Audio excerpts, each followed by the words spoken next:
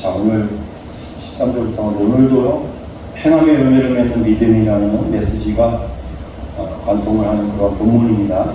열매라는 것은요, 열매하면 생명력을 간직한 씨앗이 흙을 덮고 심겨 있을 때는요, 절대 보이지 않는 게 열매입니다. 싹이 나고 또 줄기가 자라며 잎사귀가 무성해서 다 자라는 것처럼 보일 때까지도요, 전혀 드러나지 않을 때가 있습니다. 열매는 그런 거예요. 그러나 씨앗 속에서 이미 맺혀질 그 미래를 약속으로 품고 있다가요, 때가 차면 어김없이 드디어 맺혀져서 그 씨앗과 나무가 어떤 나무인가를 끝내 그 열매로 드러내는 것이 열매입니다. 믿음과 행함이 그와 같은 관계라는 거죠. 믿음은요, 보이지 않지만 행함은 보이는 거예요. 행함으로 그 믿음의 진위가 판가름 난다 그랬어요. 그 행함이란 예수의 행함이라고 했죠. 그리스도의 영을 받은 자에게서 나오는 열매는 뭐겠어요? 당연히 그리스도인 거예요. 그리스도의 열매, 그리스도의 영을 받았으니 그에게서 나오는 열매는 그리스도라니까요. 성령을 받은 이들은 성령의 열매가 맺히는 게 당연한 거예요. 예수의 행함이란 한마디로 자기 부인과 같습니다. 골고다 위에서 주님이 달리셨을 때 여러분 생각해 보세요. 함께 달렸던 그 강도 가운데 한 명이 구원을 받았죠. 우리는 아무런 행함이 기록되지 않은 그 강도한테서요, 아, 과연 믿음으로 구원받는 것이로구나, 이렇게만 생각하기 쉬운데요, 그에게서도 믿음의 열매인 예수의 행함이 보였다는 걸 여러분들 그거 아셔야 됩니다. 강도가 어떤 예수의 행함을 보였는지 한번 보세요. 누가복음 23장 39절부터 43절 말씀입니다.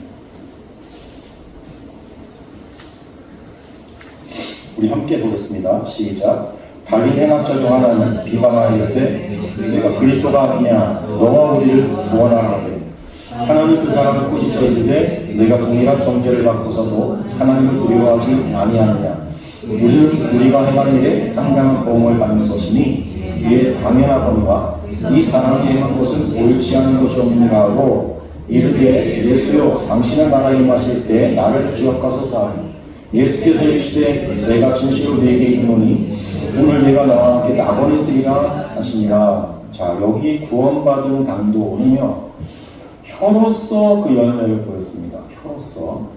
혀도 열매 가운데 하나죠. 행함 가운데 하나란 말이에요. 우리 지금 야고보서에서도 지난주에 배웠잖아요. 40절에 하나님을 두려워하는 자라는 게 보이죠.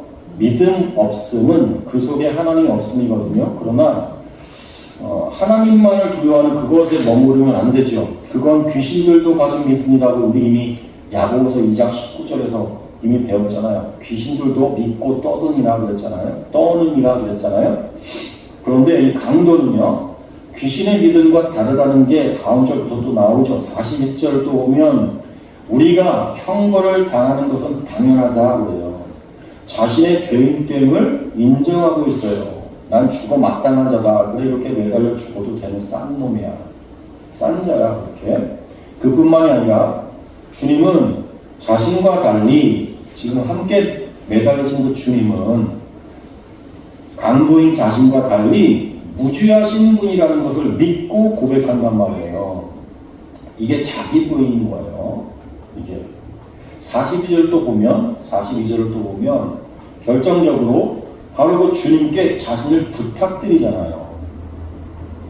당신의 나라에 임하실 때, 이게 무슨 말입니까? 주님의 그 나라가 이 세상 나라와 다른 그런 하나님 나라임을 분명히 믿고 고백한 거 아닙니까? 예수님의 그 십자가 죄패에 뭐라고 썼습니까? 이는 유대인의 왕이다. 그렇게 썼죠?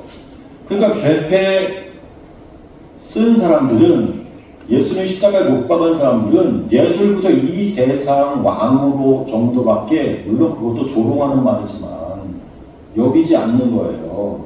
그런데 여기 강도는요, 이 세상 나라와 관계없는 하나님 나라의 분이라 이거예요. 그걸 지금 고백한 거예요. 당신 나라에 임하실 때. 우리가 야고보서에서 믿음이 혀로서도 열매를 맺는다는 것을 배웠잖아요.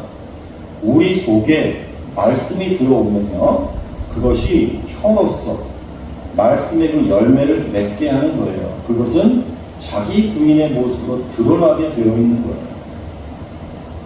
자, 오늘 본문은 야고보서의 그 조감도를 보시게 되면 그 네 번째 부분에 다다른 거예요. 네 번째 부분. 여전히 행함의 열매를 맺게 하는 믿음. 그게 이제 주제이고, 그 주제를 갖고 있으면서 그 주제를 세 부분으로, 세부적으로 나누게 되면 세 부분으로 나눌 수 있는데, 그 세 부분 가운데 첫 번째, 두 번째 부분은 우리가 지난주까지 봤단 말이에요. 그 행함의 열매가 구체적으로 무엇인가를 셋으로 나눠 설명되었는데, 처음에는 행위죠. 에르본, 즉 사역이란 말이에요. 일. 사역으로 드러나게 되고, 그 믿음은 두 번째는 혀를 제어한다. 우리 지난주에 살펴본 내용이에요. 그리고 이제 오늘 세 번째로 세속주의를 끊어내는 일을 한다는 거예요. 그리고 세속주의라는 말은, 이 세속주의라는 단어는 일반적으로 사용되는 사전적 의미와는 다른 겁니다, 여러분. 국어사전에서 여러분 찾아봐가지고 이 세속주의를 얘기하자면 아니에요. 이건 세상의 관성을 따르는 사고와 행동, 그걸 가리키는 말이에요. 이 세속주의라는 것은 세상의 관성을 따르는 사고와 행동, 성경적인 표현으로는 그래서 우리의 옛사람이 가진 삶의 방식 그대로 그것이고, 또 영의 사람이 아닌 육의 사람이라는 표현을 쓰죠. 성경에서는 그 육의 사람이 내놓는 걸 말하는 거예요. 세속주의는 하나님 없이도 우리가 얼마든지 만들어낼 수 있는 것들이에요. 그것의 목표는요, 항상 나를 돋보이고 나를 드러내기 위한 생각과 행동이에요. 그게 세속주의예요. 자, 본문을 보면서 그 뜻을 좀 더 알아가겠습니다. 13절 말씀이 도전적인 질문으로 시작하는데요, 이것 역시 대답을 들으려는 질문이 아니라 스스로 질문하고 스스로 답을 하기 위한 수사 의문문인 거예요. 그런데 야고보는요, 일부러 이 편지의 수신자들을 도발하기 위한 그런 목적에서 그 뉘앙스를 비아냥 섞인 질문하고 있는 거예요, 지금. 네? 그러니까 너희 중에 지혜와 총명이 있는 자가 누구냐? 이렇게 질문했는데, 이건 진짜 그런 지혜와 총명이 있는 자가 몇이나 있나 궁금해서 그렇게 묻는 게 아니란 말이에요. 이 질문은 단지 너도 나도 할 것 없이 그렇게 현명하고 유능하다고 자신을 광고하고 있는 그 교회 속에 있는 거짓 교사들을 향한 도전인 거예요. 그들을 향한 말인 거예요. 당신은 여러분 기독교 초기 초대교회였단 말이에요. 아직 말씀을 전하는 자들에 대한 어떤 안수를 준다거나 또는 지도자로서의 검증 과정이 따로 만들어져 있지 않은 데였어요. 그래서 너도 나도 스스로 선생이라고 하는 자들이 그리스도인들의 무리를 만들어가지고는 교회 속에 영향력을 행사하는 일이 무분별하게 일어났던 때예요. 가장 문제가 되었던 이들이 유대인 교사들이죠. 유대인 교사들. 그들은 어려서부터 성경에 능통한 자들이었기 때문에 말로써 사람들을 유혹하는 데는 안성맞춤이었어요. 그들이 교회에 위협적이었던 건 복음의 일천한 지식을 가지고 들어와가지고는 옛 율법 지킴으로 다시 돌아가는 그런 가르침을 교회 속에 퍼뜨리는 것이었어요. 그래서 신약의 그 서신서들이 쓰여진 거예요. 서신서의 거의 대부분이 이런 유대의 거짓 교사들에 대한 경계와 단속의 목적으로 쓰여진 겁니다, 여러분. 야고보도 당시 교회 속에 너도 나도 선생이랍시고 그렇게 어설픈 말씀을 가르치면서 복음도 아닌 복음, 거짓 복음, 반쪽짜리 복음, 그런 것들을 가르치면서 자신들의 세를 불리려는 그런 자들을 향해서 도전하는 거예요. 지금 이 질문은 너희 중에 지혜가 총명 있는 자가 누구냐 대체? 그러면서 뒤에 뭐라 그래요? 그 행함을 보일지니라 그래요. 드러나 보이는 것으로 증명해라 그런다고요. 이건 진작에 우리 주님께서도 하신 말씀이죠. 마태복음 한번 보세요. 7장 15절부터 23절까지 같이 봅니다. 우리 교독할까요? 제가 먼저 15절 봅니다. 거짓 선지자들을 삼가라. 양의 옷을 입고 너희에게 나아오나 속에는 노략질하는 일이라.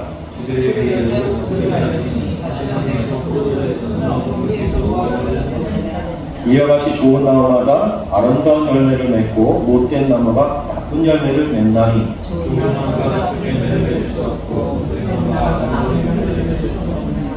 아름다운 열매를 맺지 아니하는 나무마다 찢겨 불에 던져지느니라. 나더러 주여 주여 하는 자마다 다 천국에 들어갈 것이 아니요 다만 하늘에 계신 내 아버지의 뜻대로 행하는 자라야 들어가리라.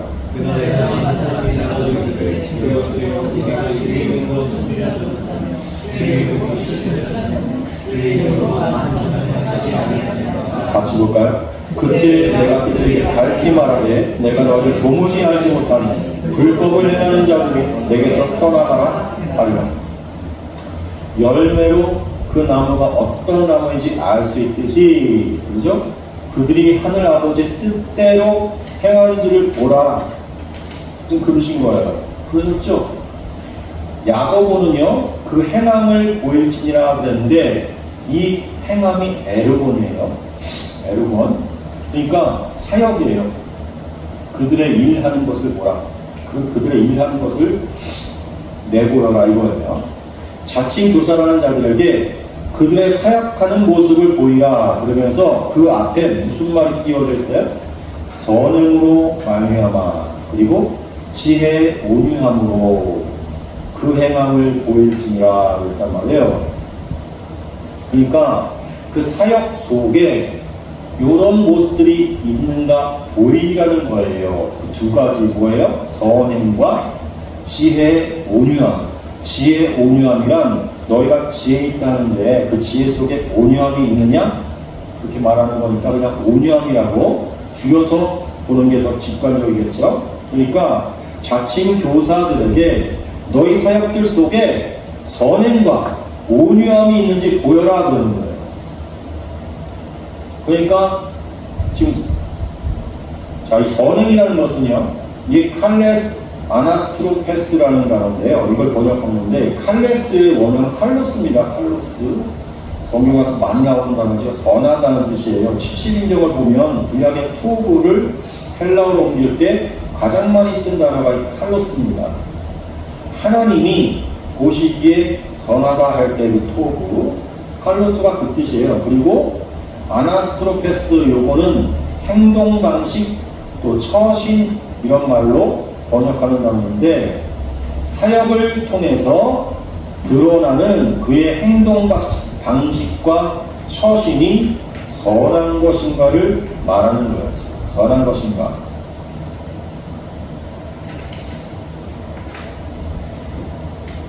그런데 이 선함은 예수 믿지 않는 사람에게서도 볼 수가 있는 그런 윤리적인 선이 아닙니다. 물론 겉으로 볼 때는요, 그걸 포함할 수는 있습니다만 이 행동 방식, 아나스트로페는 이 단어 자체가요, 이게 위로라는 뜻의 그 아나하고요, 아나, 그 다음에 돌아옴, 턴이라는 뜻이죠. 돌아옴, 턴. 그 뜻을 갖고 있는 스트로페가 합쳐진 단어거든요. 그러니까 이 아나스트로페, 이 단어 자체는요, 위로, 돌아옴, 그런 뜻이 있는 그런 단어예요, 또 이게.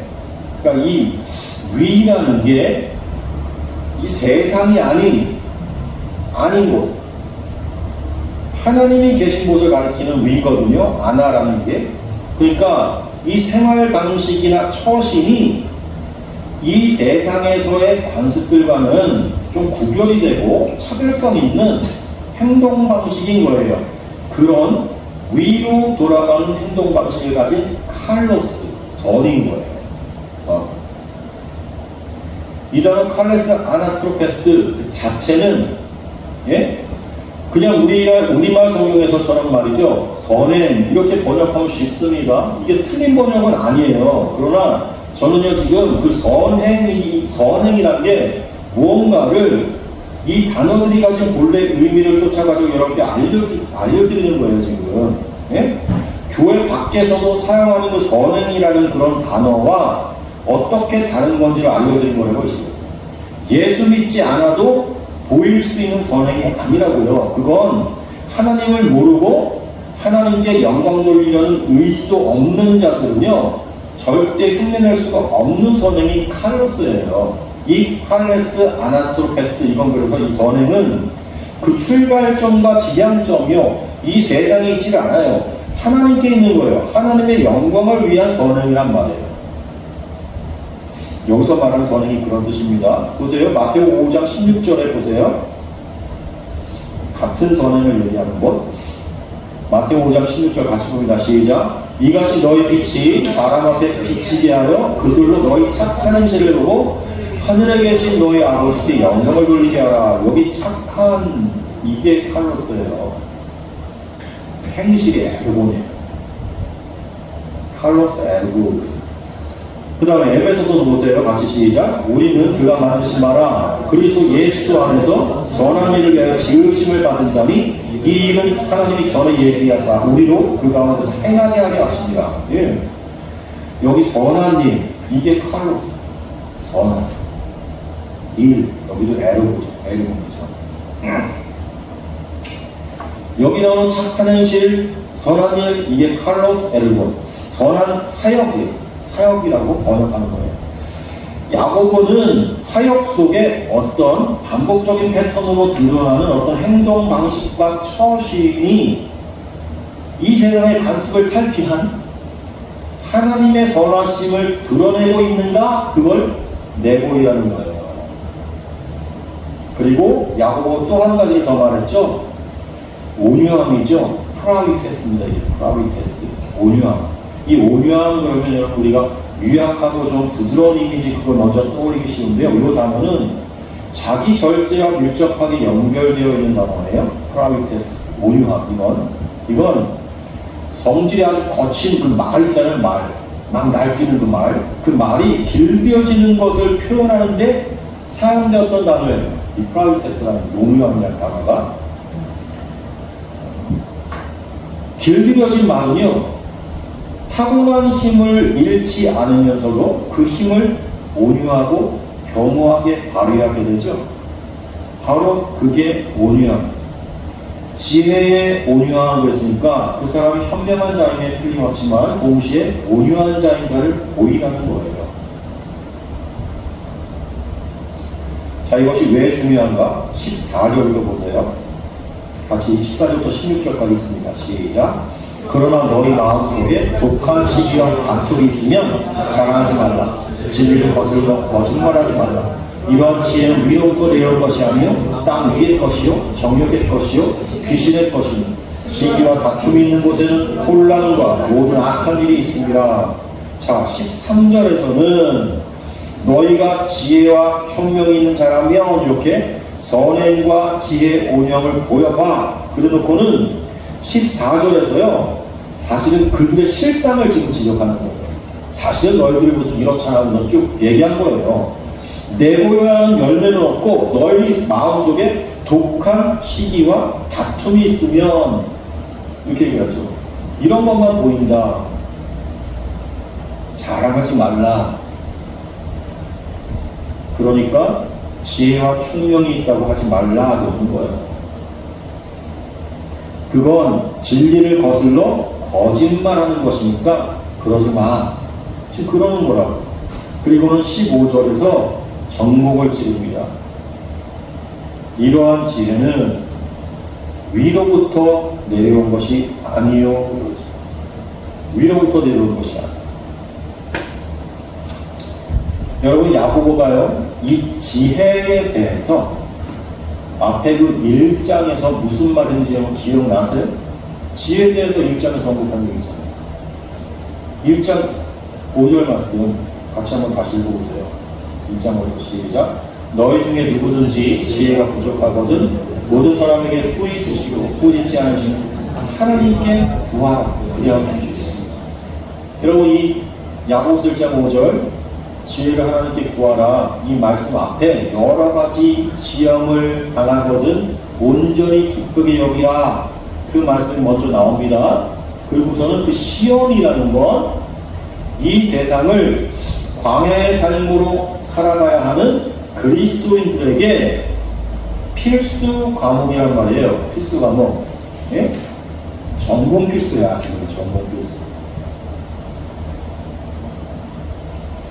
구원받은 이스라엘 백성들을요, 하나님께서 광야로 인도하시잖아요. 그 하나님이 그 이유를 너희들이 광야를 통해서 시험을 받게 하려고 하는 거다 말씀하셨단 말이에요. 그래서 그 시험을 통해서 뭐예요? 시험은 무슨 역할을 하겠어요? 그 사람이 어떤가를 드러낸다 그랬잖아요. 어떠한 자인지를 들춰낸단 말이에요. 그 시험을 통해서 너희가 누구인지, 어떤 존재인지, 또 하나님은 어떤 분인지를 드러내는 것이 시험이란 말이에요. 그때 그 시험을 통과하는 자들에게 지혜를 구하라. 그 시험을 받으면서 가는 이들에게 지혜를 구하라 그런 거예요. 지금 이 야고보서 1장 5절에서. 그리고서는 왜 하나님께 구하라 그런 거예요? 그건 그 지혜는 우리가 만들어낼 수 있는 것이 아니라고 했잖아요. 우리에게서 절대 만들어낼 수 있는 것이 아니다. 하나님께 구하는 거라고 했잖아요. 그러니까 예수 안 믿는 사람 중에서 말이죠, 세계적인 어떤 석학과 위인들이 많이 있고, 또 우리나라 뭐 TV 같은 데도 보면 인기 있는 어떤 명진 스님과 같은 사람들이 그 가진 자기의 그 지혜, 그거는요 성경이 말하는 지혜와 같은 게 아니란 말이에요. 세상의 지혜는 말이죠, 세상살이에 보탬을 주는 거예요. 이 세상을 어떻게 살아갈까, 여기에 보탬을 주는 게 세상 지혜예요. 그러나 하나님이 주신 지혜는 말이죠, 하나님 나라 살기에 보탬을 준 지혜라고요. 이 세상에서 광야 생활을 겪는 하나님의 백성들이 어떻게 하나님의 시험을 통과할까를 알려주는 지혜. 하나님 나라 살기에 대한 지혜. 다르죠? 서로 다른 거라니까요. 용도도 다르고 기호도 다르고, 예? 쓰임도 달라요. 그 지혜의 지향점이 정반대라니까요. 그러니까 세상 지혜를 따라서 이 세상살이를 잘 살게 되면 이 세상 왕처럼 살 수 있어요, 여러분. 이 세상에서 떵떵거리면서 살 수 있다니까요. 그게 세상 지혜가 주는 힘이에요. 그러나 하늘의 지혜로 하나님 나라 살기를 잘 사는 사람은요, 이 세상에서는 죽는 모습으로 살게 되어 있고요, 하늘에서 부활하는 삶을 살게 되는 거예요. 예? 여러분, 하나님의 지혜는 세상 처세술이 아니에요. 그래서 여러분, 부활이라는 단어, 그 아나스타시스라는 단어가, 그 아나가, 아까 그 아나가 뭐라 했어요? 위로, 뭔가 위로. 아나스타시스는 그래서 위로 세워짐이라는 뜻이에요. 위로 일어나. 그게 부활이에요. 이 세상, 이 아래에서 죽어서 위에서 일어나는 것, 그게 부활의 의미란 말이에요. 부활은 아무나 하는 게 아니에요. 이 세상에서 죽은 사람들이 부활할 수 있는 거예요. 그러니까 이 세상에서 왕노릇하면서 사는 사람들은요, 이 세상에서 하하해해 호호하면서 좋아할 수 있을지 몰라도요, 죽음이 오면 그 사람들은 정말 두려움입니다. 다시 살 수가 없어요. 부활할 수가 없어요. 우리는 이 세상에서 죽는 삶을 살아야 돼요. 그 죽는 삶을 어떻게 살아낼 수가 있어요? 하늘의 지혜로 살아낼 수가 있어요. 그래서 15절에 그러잖아요.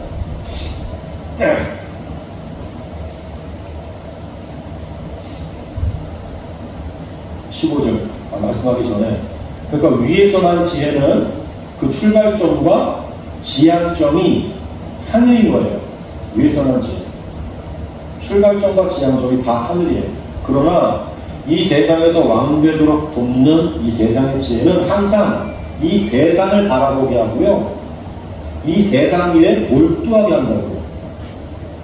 이 세상을 더 사랑하게 만든다고. 그래서 15절에 그럽니다. 이러한 지혜는 위로부터 내려온 것이 아니요 땅 위의 것이요 정욕의 것이요 귀신의 것이니 그러죠. 아주 적나라하게 얘기하고 있어요. 위로부터 내려온 것이 아니니 땅의 것이다. 그러면서 그 정체를 점층법으로 확실하게 지금 정의해주고 있는 거라고요. 땅 위의 것이요. 이건 그 기원을 말해주는 거예요. 하늘에서 온 것이 아니면 어디서 온 것이냐? 그건 그냥 하늘이 아닌 곳, 이 땅에서 온 거다. 그 다음에 하늘의 반대 뜻으로 이 세상, 세속이란 말이에요. 그리고 정욕의 것이요. 그렇죠? 이건 푸시키코스라는 단어인데 육적인 그런 뜻이에요. 육적인. 예? 영적이지 않은 것이란 말이에요. 영적인 건 뭐예요? 하나님적인 것. 육적인 것은 인간적인, 하나님이 없는 인간적인 것. 푸시키코스, 하나님 없는 고깃덩어리 같은 거예요. 이게 영에 속한 것이 아니다. 그런 뜻이에요. 푸시키코스는. 그게 육적인 푸시키코스의 뜻입니다. 그 지혜의 내용을 말해주는 거예요. 그 지혜는 육적이다. 그러니까 육의 것만 밝히게 되고 육의 것만 사랑하게 되고 육의 것에서만 어떤 성취를 하게 되는 거예요. 자, 그 다음에 이어서 무슨 표현까지 쓰냐면 귀신의 것이라고 그러죠. 귀신의 것.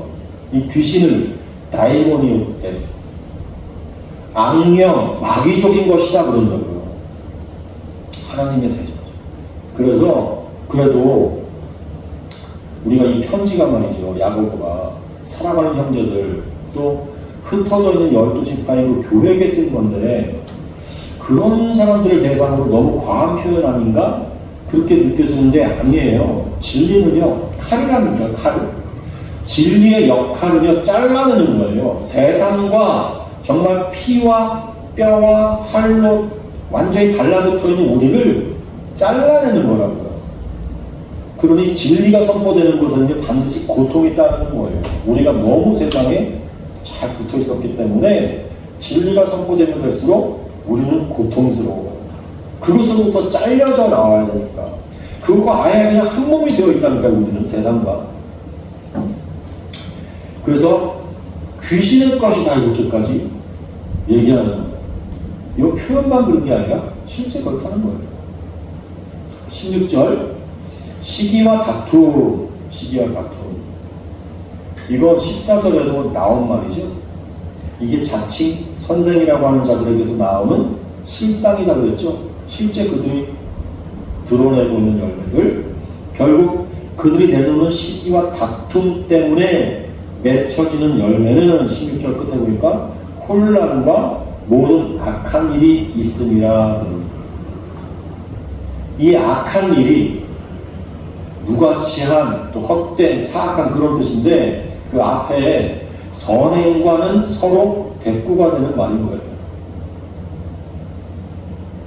그러면서 17절과 18절에서는 위로부터 난 지혜가 맺는 열매들의 어떤 예시들을 쭉 들어줘요.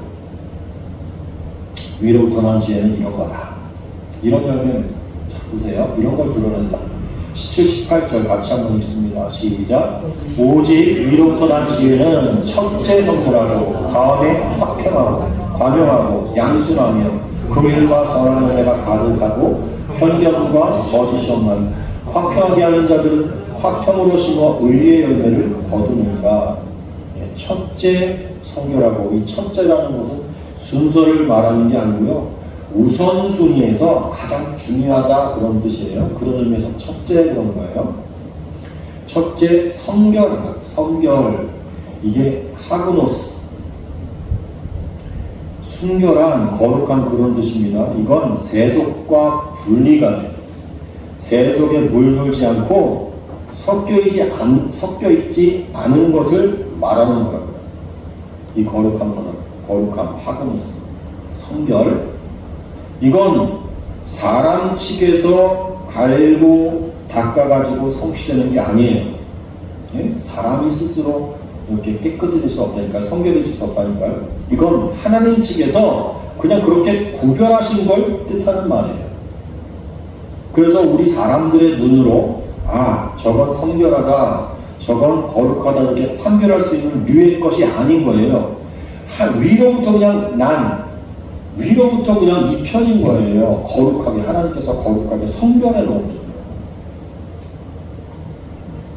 하나님이 구별하여 거룩하게 하는 것. 그게 성결입니다. 여기 성결. 다음에 화평하고 에이레니코스, 이건 히브리어의 샬롬과 같은 의미입니다. 하나님과의 평화관계죠. 그 적대 관계에서, 싸움의 관계에서 이제는 그 싸움을 끝내고, 전쟁을 끝내고 화평한 관계.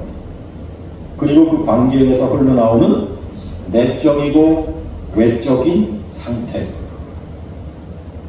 그러니 세상 풍파에도 아랑곳 없이 평온할 수가 있는 그런 상태인 거예요. 세상 여건에 좌우되지 않는 흔들림 없는 평온함.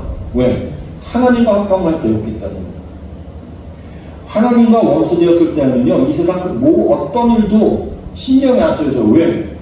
내가 하나님의 원수라는 그 사실 앞에 이 세상에서 아무리 잘 나간들 무슨 소용이 있어요? 하나님의 원수인데, 이 다음에 하나님 앞에서 심판받을 자인데. 근데 그 문제가 해결됐어요. 하나님과 화평한 자가 됐어요. 그럼 이제는 거꾸로 이 세상에 어떤 일을 만나도 이제는 아무 문제가 안 되는 거야. 이 엄청난 커다란 문제가 이미 해결됐기 때문에 그 화평이에요. 그 평안, 그 평온함. 하나님과의 관계가 온전해졌기 때문에, 화평한 관계가 됐기 때문에 이 세상에 어떤 것에서도 흔들리지 않게 되는 평안함. 그게 에이레니코스, 화평이에요. 또 관용하고, 관용은 FAQS, 이게 관대함으로 번역이 되는데요. 어떤 규칙을 어긴 자를 딱 볼 때 그걸 정죄하고 다그치는 게 아니라 너그럽게 자비를 베푸는 게 바로 이 관용입니다. 이건 하나님의 큰 은혜를 입은 자에게서 나타나는 넓은 아량의 마음이죠. 그렇죠? 큰 은혜를 입은 자들은 다른 사람들의 그런 실수, 그런 것들에 그렇게 노하지 않아요. 내가 큰 은혜를 입었기 때문에 다른 사람들의 잘못에 대해서도 너그럽게 넘어갈 수 있다고, 덮어줄 수 있다니까요. 또 양순하며 유페리데스, 이건 쉽게 순종한다는 뜻입니다. 우리 말뜻 그대로 양순, 순하게 쉽게 순종한다. 또 긍휼, 이게 엘레오스입니다. 이건 히브리어 헤세드와 같은 뜻의 단어거든요. 은혜라는 거잖아요. 헤세드가. 앞서 2장 13절에서 긍휼을 행하지 아니하는 자에게는 긍휼 없는 심판이 있으리라, 이런 말씀 기억나십니까? 그때 제가 1만 달란트를 탕감받은 자의 비유 말씀드렸었죠. 그 사람이 500데나리온 빚진 자에게 긍휼을 베풀지 않고 감옥에 막 가두고 때리고 하니까 심판받죠. 1만 달란트 탕감받은 그걸 잊어버렸냐 하면서 노해가지고 주인에게 감옥에 갇힌단 말이에요. 갚지 못할 은혜를 입은 자의 그 마음을 잊지 않고 다른 사람의 결정과 잘못을 덮어주는 게 긍휼이라는 거죠. 여기에서 포인트는, 이 긍휼에서의 포인트는 내가 먼저 입은 그 큰 용서, 그 은혜를 간직한 마음, 거기서 출발한다는 거예요. 그게 엘레오스의 핵심이에요. 그 마음을 가지고 다른 사람들을 대하는. 그리고 선한 열매가 가득하고 평경과 거짓이 없나니, 이건 좀 그냥 읽히는 대로 이해하면 되겠어요. 그리고 18절에 화평하게 하는 자들은 화평으로 심어 의의 열매를 거두느니라 그러죠. 화평하게 하는 자들은요, 앞에 그 14절에서 귀신의 지혜가 맺는 열매들인 그 독한 시기와 다툼, 또 그것이 가져오는 16절의 혼란과 정반대의 성향과 열매를 가진 자들로 표현된 거예요. 화평케 하는 자들. 주님의 그 산상수훈에서도 화평케 하는 자는 복이 있다 그러죠. 그게 원어상으로 보면 복된 자는 화평케 하는 자다 그런 거예요. 그러니까 화평케 하는 자에게 복이 따라오는 게 아니고 복된 자이기 때문에 화평케 하는 자로 산다는 거예요. 하늘로부터 오는 지혜를 가진 자는 그래서 시기와 다툼으로 교회의 혼란을 가져오지 않는다는 말이에요. 화평을 심어요. 싸움을 그치게 하는 거예요. 화평은 싸움을 그치게 하는 거예요. 그리고 4장으로 넘어가면 이게 원래 장절 구분이 없는 거라고요. 성경은요. 아직 말이 끝나지 않고 그래서 우리가 3절까지 단락을 끄는 겁니다. 그래서 14절의 그 현실, 그 현실은 어땠어요? 그 거짓교사들의 현실, 시기와 다툼이 있는 그 현실을 꼬집으면서요. 그 현상을 말씀으로 분석해주고 있어요. 4장 1절부터 3절은 말씀으로 두들겨가지고 교정하는 거예요. 1절부터 3절까지 한번 읽습니다. 시작. 너희 중에 싸움이 어디로부터 다툼이 어디로부터 나느냐? 너희 지체 중에서 싸움은 정욕으로부터 나는 것이 아니냐? 너희는 욕심을 내어도 얻지 못하여 살인하며 시기하여도 눈이 취하지 못함으로 다투고 싸우는도다. 너희가 얻지 못하면 구하지 아니하기 때문이요 거여도 받지 못하면 정욕을 쓰려고 잘못 구하기 때문이다.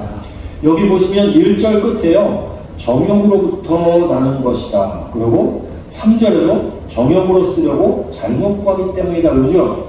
교회 안에서 벌어지는 싸움, 다툼 이런 것들이요. 예나 지금이나 다 똑같이 있는 거예요. 교회 안에 똑같이 이런 것들이 있어요. 그런데 그 본질은 다 같아요. 정욕으로부터 나오고요. 정욕으로 쓰려고 하기 때문에 그래요. 이 정욕이 해도네라는 거예요. 해도네라는 단어거든요. 이거 성경에 많이 나오지 않는 단어인데 다른 데 쓰인 곳들을 보면서 여기 지금 야고보서에 딱 두 번 이렇게 정욕이라는 해도네가 두 번 나오고 정욕이라고 번역하는데 사실은 성경에서 정욕하면 굉장히 많이 나와요. 한글말로 정욕 치면 그 정욕의 원어들을 보면 사실은 여기 해도네보다도 다른 단어가 쓰였어요. 그 해도네는 여기 지금 두 번 하고 다른 곳 세 번이 나오는데 그 다른 곳에서 어떻게 쓰였는지 한번 보세요. 누가복음 8장 14절 같이 한번 읽겠습니다. 시작. 가시떨기에 떠나갔다는 것은 말씀을 들은 자이나 지내는 중 인생의 연유와 재물과 향락의 기운을 맡겨 온전히 결실하지 못하는 자예요.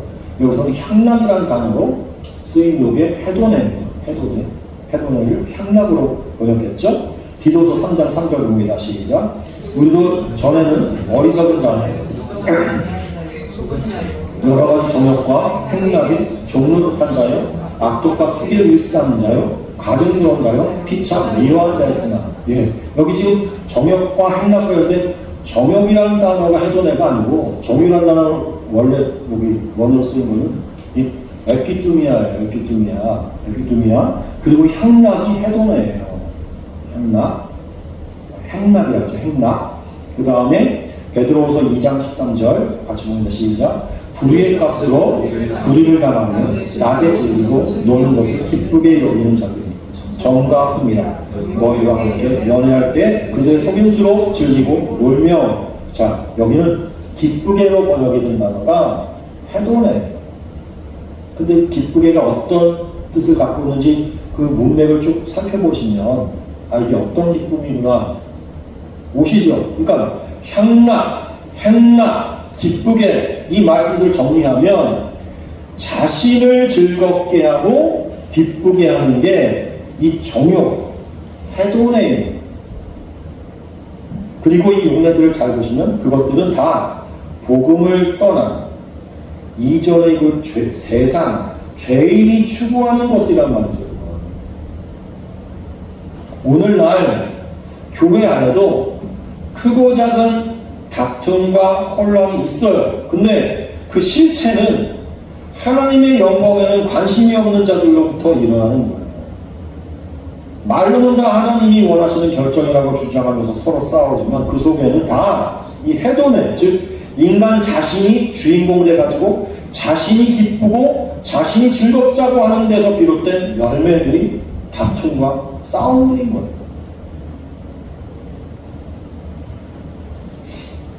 절대 그것은 위로부터 난 지혜가 맺는 열매일 수가 없어요. 그것의 기원은 이 땅이고 그것의 내용은 육적인 것이고 마귀적인 것이에요. 오늘 말씀을 통해서 우리가 맺는 열매는 어떤 것들인지를 돌아보셔야 돼요. 예수 믿고 나서 우리는 두렵고 떨림으로 구원을 이루어 가야 되는 건데, 그것은 광야 생활을 하는 우리들에게서 어떤 애로움이 나오는가를 보는 거예요. 그렇잖아요. 어떤 사역, 어떤 일, 어떤 열매가 나오는가. 지금 여기에 나와 있는 하늘로부터 온 것인지 아니면 땅으로부터 온 것인지에 대한 설명들이 쭉 되어 있습니다. 우리는 어느 열매들이 나오냐. 우리가 처한 공동체 속에서, 아니 우리가 살아가는 광야길 전체 속에서 나는 시기와 다툼의 열매를 맺고 있는가? 아니면 화평하게 하는 자로서 살고 있는가? 여러분 걱정되십니까? 그렇다면요, 구하십시오. 구하라고 그러잖아요. 그거 하늘로부터 주어지는 거다. 하늘로부터 오는 지혜는 하나님만 주실 수 있는 거다. 우리는 이 세상을 살아가면서 먹놓고 사는 게 아니라니까요. 그래서 하나님을 향해서 간구하고 구하면서 하나님이 주시는 그것을 받아서 이 땅 가운데서 하나님이 보시기에 그거 믿음 맞다 할 수 있는 그 열매를 보여드려야 되는 거예요. 하나님은 그걸 보시고자 우리를 시험하시는 거예요. 우리는 그 시험 받는 거예요. 그 열매는 뭐지? 같이 기도하겠습니다.